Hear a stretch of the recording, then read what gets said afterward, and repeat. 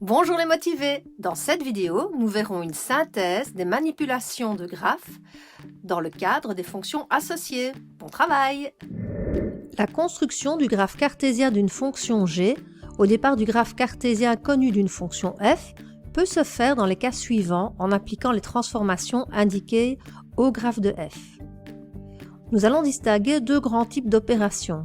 La première consiste à réaliser une opération à l'extérieur de la fonction.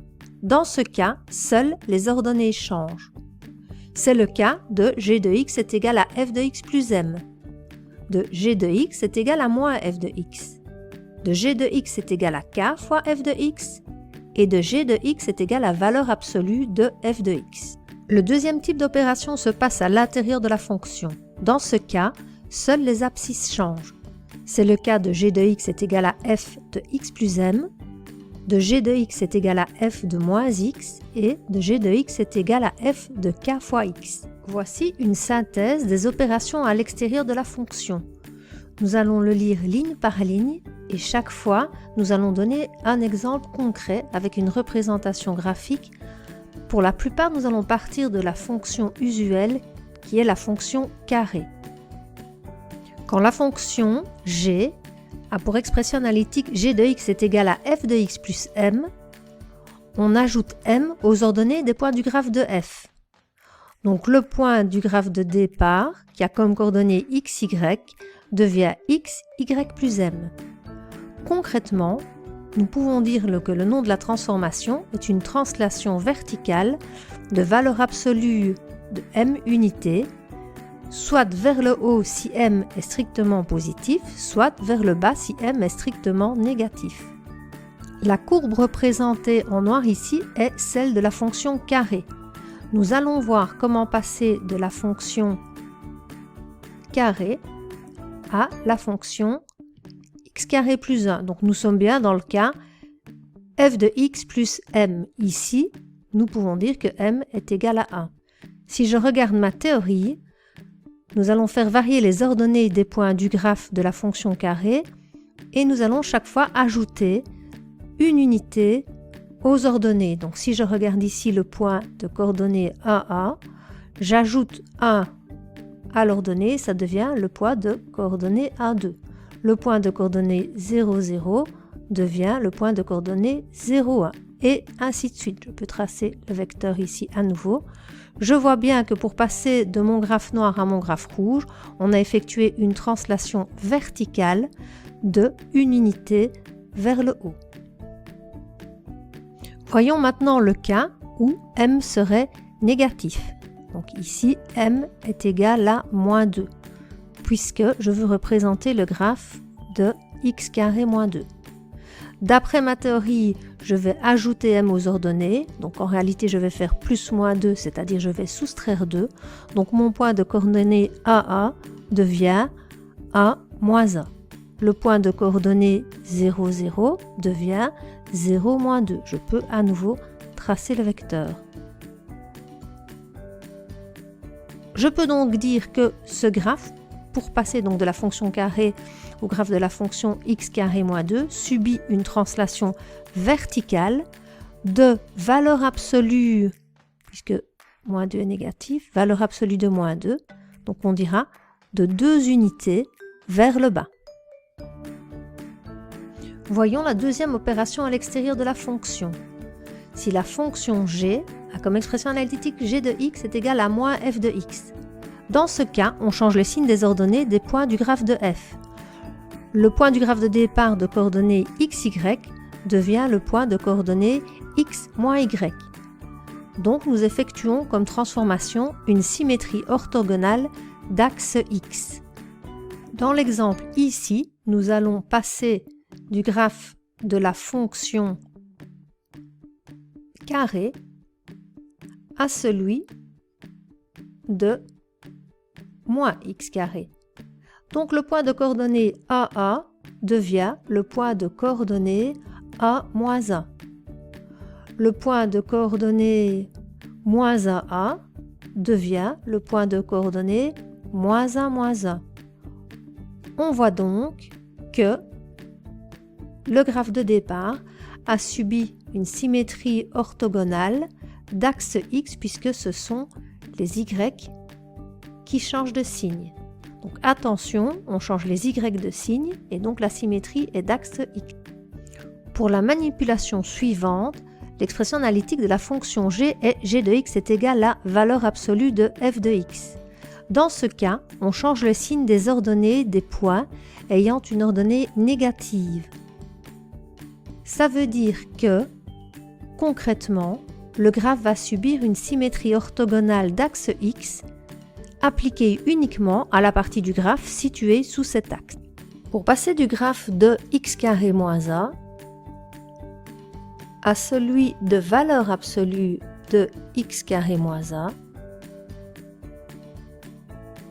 il suffit de repérer sur le graphe x carré moins 1 qui ici est représenté en noir, donc ça c'est le graphe de x carré moins a, il suffit de repérer les points d'ordonnée négative, c'est-à-dire ceux-ci, et de changer leur ordonnée de signe.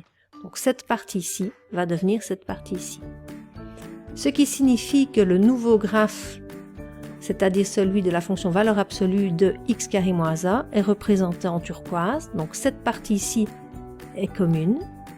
Celle-ci a changé puisque les ordonnées ont changé de signe et celle-ci est restée commune.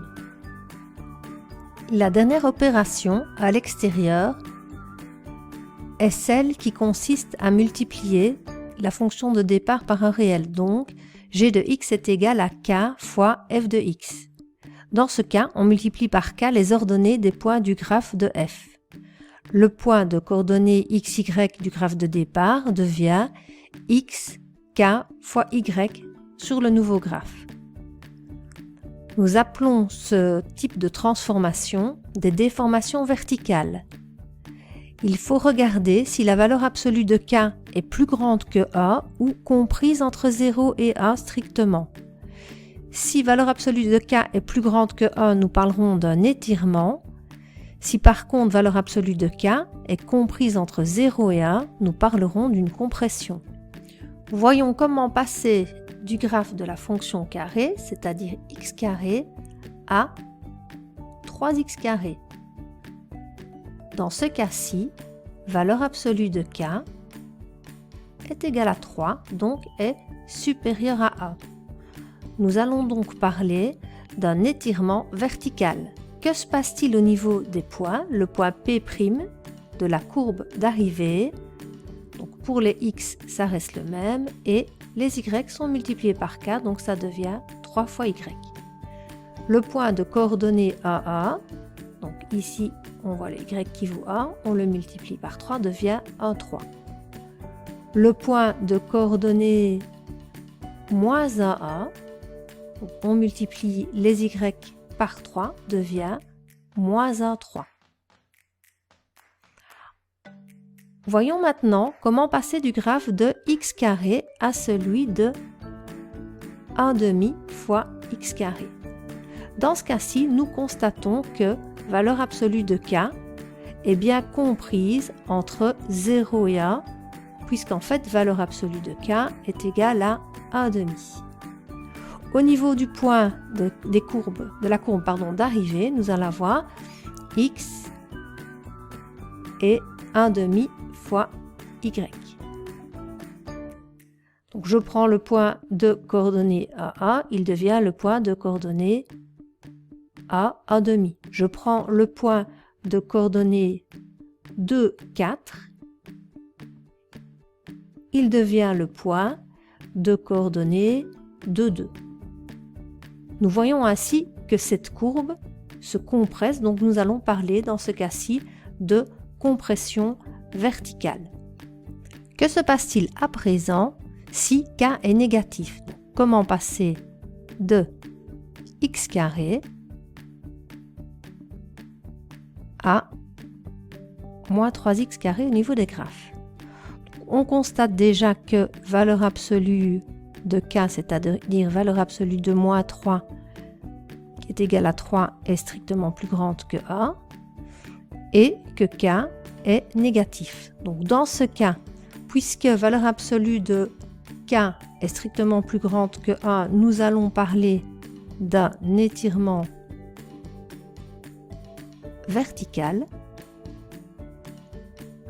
Mais comme k est aussi strictement négatif, en plus de cet étirement vertical, nous allons avoir une symétrie orthogonale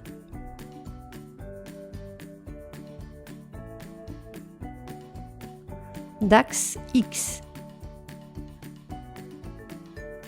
Concrètement, que va-t-il se passer? Le point P' de la courbe d'arrivée aura les abscisses inchangées et les ordonnées seront multipliées par k, c'est-à-dire moins 3 fois y. Donc si je prends ici le point de coordonnées AA, il devient le point de coordonnées A moins 3. On voit bien que la courbe finale est à la fois étirée verticalement et qu'elle a subi une symétrie orthogonale d'axe X par rapport à la première courbe. Nous allons à présent nous intéresser aux opérations à l'intérieur de la fonction. Rappelons que dans ce cas, seules les abscisses changent. Pour représenter le graphe de la fonction g, dont l'expression analytique est g de x est égale à f de x plus m, on soustrait m aux abscisses des points du graphe de f. Donc le point du graphe de départ de coordonnées x, y devient le point de coordonnées x moins my. Le nom de la manipulation s'appelle une translation horizontale de valeur absolue de m unité vers la gauche si m est strictement positif et vers la droite si m est strictement négatif.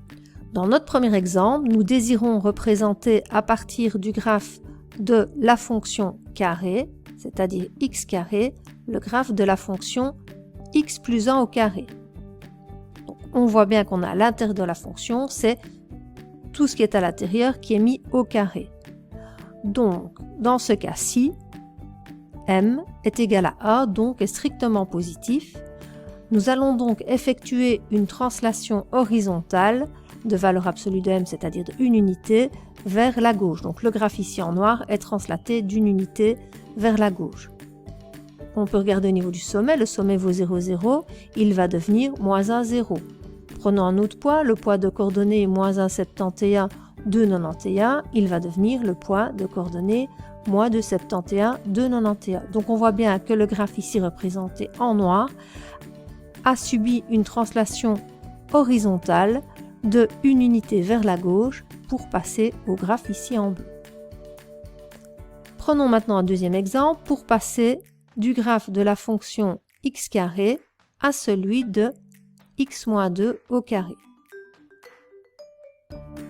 Nous sommes toujours à l'intérieur de la fonction et cette fois-ci, m est égal à moins 2. On constate cette fois-ci que le graphe a été translaté horizontalement vers la droite. En effet, puisque m est strictement négatif, on va vers la droite. Que se passe-t-il au niveau des points? P' devient x moins moins 2, y. Donc, en réalité, on va ajouter 2 à chaque abscisse, c'est pour ça que nous partons vers la droite. Prenons ici le sommet de coordonnées 0, 0, il va devenir 2, 0. Le point ici de coordonnées moins 2, 4 va devenir le point 0, 4. Deuxième type d'opération à l'intérieur de la fonction. On rappelle, seules les abscisses changent. Prenons le cas ici de g de x égale à f de moins x. On change le signe des abscisses des points du graphe. Donc, le point de coordonnées x, y du graphe de départ devient le point de coordonnées moins xy dans le graphe d'arrivée. Le nom de la manipulation, ce sera une symétrie orthogonale, mais attention, cette fois-ci, d'axe y. Alors, nous avons changé de fonction ici. Je vais d'abord commencer par la fonction racine carrée positive de x et je désire représenter racine carrée positive de moins x. Donc, si je regarde ma théorie, le point de coordonnées xy va devenir p' moins xy. Donc si j'ai le point de coordonnées AA, il va devenir le point moins AA. si j'ai le point ici 4, 2, il va devenir moins 4, 2.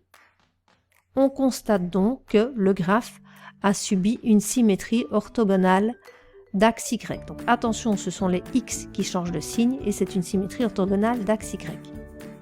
Pourquoi est-ce que cette fois-ci j'ai changé de fonction usuelle? Parce que regardons ce qui se passe. Si j'ai la fonction carré et que je veux représenter moins x au carré, en fait, ce point-ci va devenir celui-là et celui-là va devenir celui-là. En réalité, je vais avoir le même graphe. Effectivement, si je simplifie ici moins x au carré, ça devient bien x au carré. Nous voici à présent à la dernière opération à l'intérieur de la fonction. À nouveau, seules les abscisses vont changer. Il s'agit de la représentation graphique de la fonction g dont l'expression analytique est g de x est égal à f de k fois x. Dans ce cas, on divise par k les abscisses des points du graphe de f. Donc le point du graphe de départ de coordonnées x, y va devenir x sur k, y. On parle dans ce cas de déformation horizontale. On va devoir voir si valeur absolue de k est comprise entre 0 et a. Dans ce cas, on parlera d'un étirement horizontal. Si par contre valeur absolue de k est strictement supérieure à a, nous parlerons d'une compression horizontale. Premier exemple, comment passer du graphe de la fonction x carré à celui de la fonction 3x au carré. Donc dans ce cas-ci, k est égal à 3, donc valeur absolue de k, c'est-à-dire valeur absolue de 3, c'est-à-dire 3, est bien comprise entre 0 et a. On parlera dans ce cas d'un étirement horizontal. Que se passe-t-il au niveau des points? P' devient x sur 3, y. Donc le point de coordonnées ici AA devient le point de coordonnées 1 tiers A. Le point de coordonnées 2, 4 devient le point de coordonnées, si j'arrondis à 2 décimales, 0,67, 4. Donc on voit bien que le graphe subit un étirement horizontal. Dans le deuxième exemple, nous allons passer du graphe de la fonction x carré à celui de la fonction moins 2x au carré. Donc dans ce cas-ci, nous voyons que k en valeur absolue, c'est-à-dire valeur absolue de moins 2 égale à 2, est strictement plus grand que a, et nous avons en plus k strictement négatif. Alors, je regarde ce qui se passe ici. Donc, si je regarde P', je vais avoir x divisé par k, donc c'est-à-dire par moins 2, y. Donc, si je prends le point ici de coordonnées 2, 4, donc je divise moins 2 par 2, je vais avoir le point A4.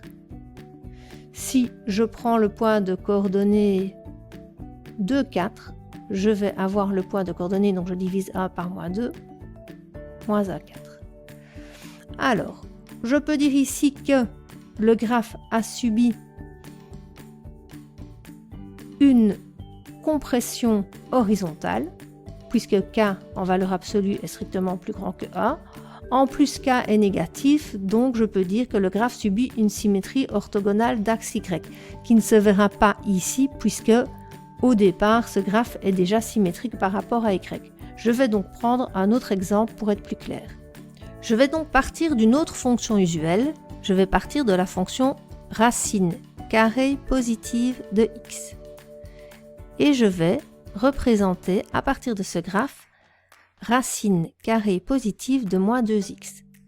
Donc, si je regarde k est égal à moins 2. Donc, valeur absolue de k, valeur absolue de moins 2, c'est 2. Cette valeur est bien strictement plus grande que a. Et en plus, comme k est égal à moins 2, k est également strictement négatif. Donc, au niveau des manipulations, mon graphe va subir à la fois une compression horizontale avec une symétrie orthogonale d'axe Y. Là, contrairement à tout à l'heure, comme ce graphe au départ ne présente pas de symétrie orthogonale d'axe Y, on voit bien que le point ici de coordonnées 4, 2 est devenu le point de coordonnées moins 2, 2. En effet, le point P' a subi comme modification x divisé par k, donc x divisé par moins 2, et y reste identique. Donc ici, si j'ai 4, 4 divisé par moins 2, ça me donne bien moins 2. Si j'ai le point ici de coordonnées A, A, si je divise x par moins 2, je vais avoir ici le point moins 1,5 A. Donc ce graphe, c'est à la fois compressé horizontalement et en plus a subi une symétrie orthogonale d'axe Y. Nous arrivons au terme de cette vidéo. Tu trouves ci-joint un résumé des différentes manipulations de graphes que nous avons apprises tout au long de la vidéo. Prochainement, nous verrons dans quel ordre il faut effectuer ces différentes manipulations lorsque nous devons en effectuer plusieurs. Bravo, tu as bien travaillé. À bientôt pour de nouveaux apprentissages.